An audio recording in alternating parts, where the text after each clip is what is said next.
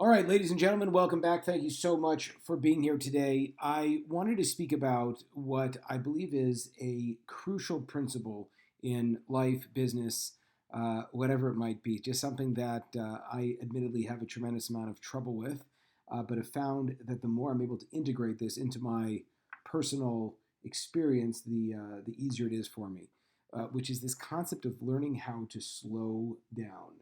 Slow down. So now, practically speaking, what does that mean? Now, it's interesting because slowing down seems to be only something that I guess people who have the luxury to do such a thing can do. And we live in a world where people are doing a lot of nothing, and I, of course, could be one of those. Where I do get distracted fairly easily, and there is a natural tendency to want to run quickly and to accomplish a ton of stuff. And it is very true that it's important to be accomplishing. It's important to set up what you'd like to accomplish and to get out there and do it. But more importantly than that, a person should work extremely hard that when they are in the process of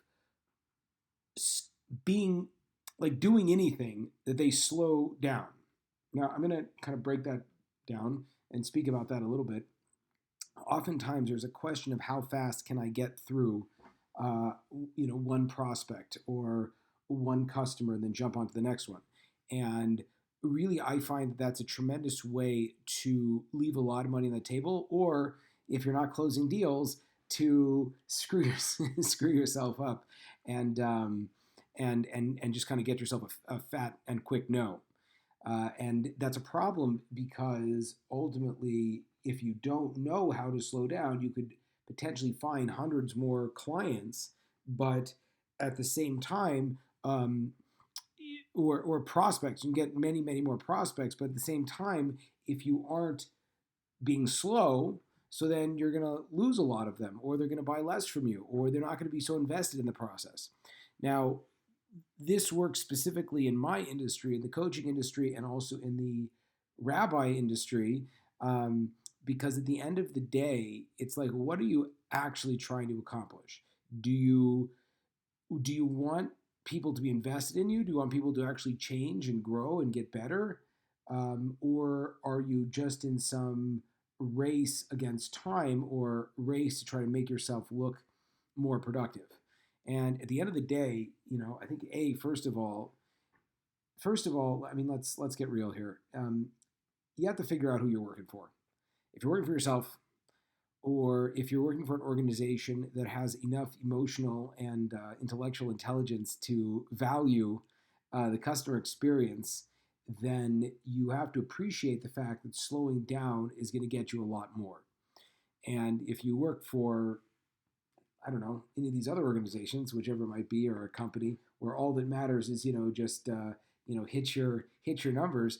Well, first of all, I think the thing, at least for me, it's very easy to flub numbers and to make up numbers and to throw these things around here. And if you're a boss, then if you think this isn't happening, it's kind of, it'd be funny to also speak to about your parenting and try to figure out, how realistic are you about the world that your kids are living in. So one of the concepts that I feel is absolutely crucial is caring more about impact and caring more about service as opposed to caring more about numbers and caring more about your bottom line. Now, when we pay attention and slow down, then our bottom line will rise a great deal. And people will be much more inclined to change and to be impacted than if we're just in a crazy rush against time. Now, as someone that naturally is moving about 35,000 miles an hour and has this, I don't think anyone can really say they have more aspirations than I do. And that doesn't mean anyone's, I'm not terribly productive. I was trying to explain to my wife though that, like, in my mind as a businessman, I should be doing what Steve Jobs is doing, and as a physical specimen, I should be at the Arnold Schwarzenegger levels. And as a religious specimen, it goes on and on. And so, yes, I have very unrealistic, potentially and huge ideas of where I'm supposed to be, and my lacks, like, not being there drives me crazy, and I just want to run and run and run until I get there. But the reality is that I'm not going to get there unless I can really put other people first. And that would be my clients, that would be the people that I work with as a rabbi. And to sit down and not have an agenda per se when we meet, but really to say, kind of, where are you? And to give people the gift, really, of just being there with them and listening to them. And when a person senses that you are doing that, so this is practical, business 101, they will, most people, or everybody, will open up about their goals, their dreams, their needs, their desires, what they want, they ask, if you ask, and if you provide the space for them to respond. And like I tell all of my clients who are trying to figure out, how do I grow my business? Well, you first have to figure out, what is your customer looking for? And because you could get everything faster and cheaper, so you can't compete on that in most cases. And you don't want to compete in that in most cases, because it's very expensive to, try to compete with, with a computer. You can't. You know what I'm saying? Like, in terms of, if I want to be faster, I'm not going to be faster, because computers are faster, other people are faster. And also, I can't compete. I don't want to compete on cost, because people are always going to work for cheaper. But what I can do is, I could sit with you, and I could provide a space for you, and I could allow you to really get all of your needs out there, meet you where you are, and take you to where you want to get to. And I can't do that if I'm rushing you. And I can't really flush out and ask the questions that have to be asked if I got to get to 25 more clients today. And what I've found, and what the people that I'm modeling a lot of my work off of have shown me is, and this is not new. You know what I'm saying? It's like, there's a famous rabbi in the times of the Talmud, and the rabbi in the times of the Talmud basically had 24,000 students, and they all died. And then he rebuilt, and he built his legacy off of the 5 that he brought on afterwards. And it's really a crazy lesson, because not all of us are going to be Walmart, so to speak, and just service the world. And not all of us need to be Walmart, and most of us shouldn't even try to be Walmart, because ultimately our greatest impact, and this is another, there's this lesson is awash throughout. And again, I'm gonna get really upset if I think about this too much, because I do have a chip on my shoulder about this kind of stuff. But if you look, it's like Abraham, the patriarch, the Jewish patriarch. So he made literally like the biggest idea ever, bigger than Apple, and which is the idea of the ethical monotheism, or that God is involved in our lives. That was really the model, or the method, or the ideology that he brought to the world. And as a result of him, Judaism came, and Christianity and Islam came, and all this stuff. So it's like, it's a popular idea, this ethical monotheistic idea. And, so you think that he would have to make like a great like e-product for everybody and sell it at a low price, and open up studio franchises across the world.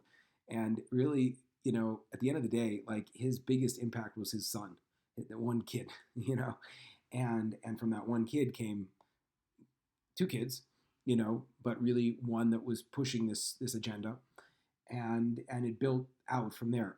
And so this idea of, we have really broad aspirations about how much we want to accomplish, but oftentimes what we're leaving on the table is the depth that we can accomplish with the person in front of us. And so what I'm trying to work on in the business that I do is, when I sit down with a person, when I sit across the table with a person, first of all, I think to myself that this person has the resources, to be my best client, and that other 30 people I'm going to run to afterwards, maybe I might scrap together some money, but all I need is from this client in front of me. And so there now, how do I provide a service that's so valuable to them?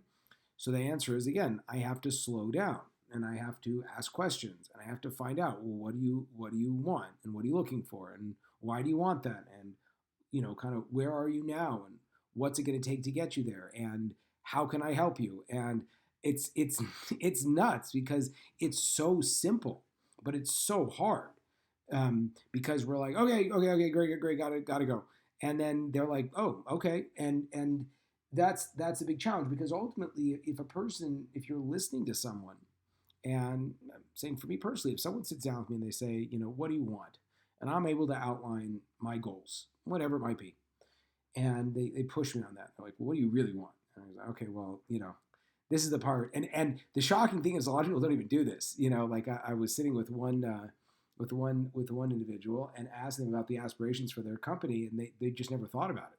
I'm like, wow, okay.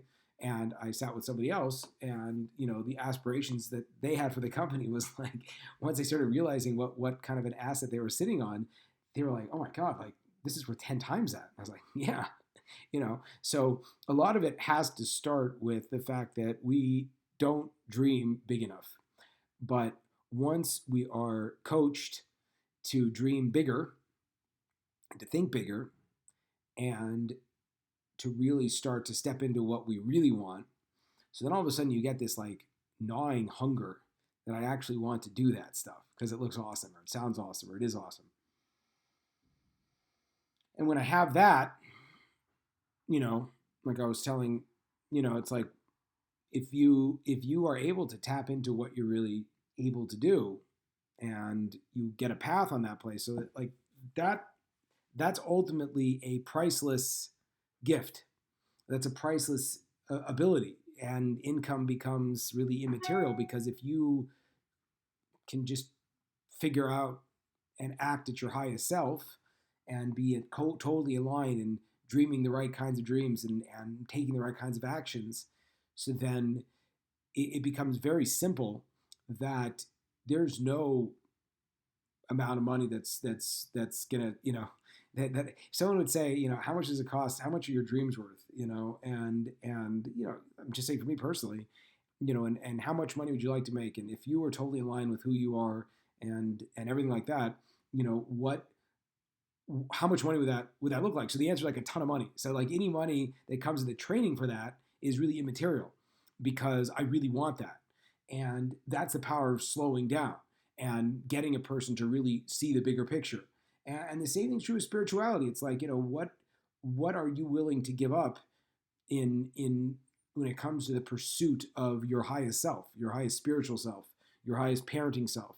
What's that going to cost you? Now, a lot of times people will say, well, I don't think I can do that. Okay, well, that's one great limiting belief. Something else is, I don't have that. And it was like, well, what's this really worth to you?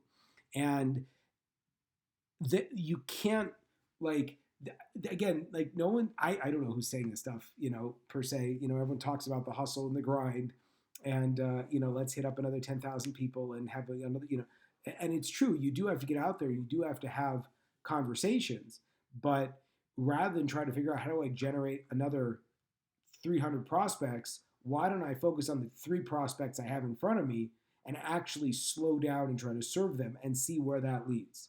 And you'll find, if you slow down, which is very difficult, that the 3 in front of you are infinitely more valuable, and you could provide them infinitely more value than the 300 that you are aspiring to speak to. It's a short lesson, but it's very important. And the work to take away from this is, where in your life are you going to slow down? Where in your life are you going to focus on serving and being there and just paying attention to what's going on in front of you? And what's the goal that you want to achieve out of that? And it's big stuff. So again, I could spend another 25 minutes on here, but I think at that point I'm only diluting the message. Thank you.